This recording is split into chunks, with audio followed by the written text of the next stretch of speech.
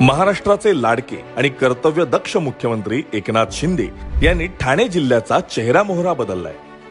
ठाणे जिल्ह्याची अर्थव्यवस्था 48 अब्ज डॉलर्सची असून 2030 पर्यंत ती 150 अब्ज डॉलर्स करण्याचे उद्दिष्ट मुख्यमंत्री शिंदे यांनी ठेवलंय।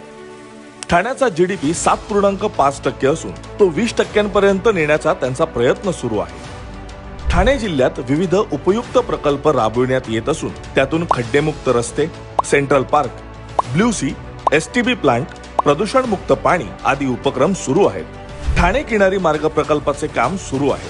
ठाण्यात महापालिकेने 1,25,000 झाडे लावली आहेत। 21 लाख हेक्टर जमिनीवर बांबू लागवडीची प्रक्रिया सुरू आहे।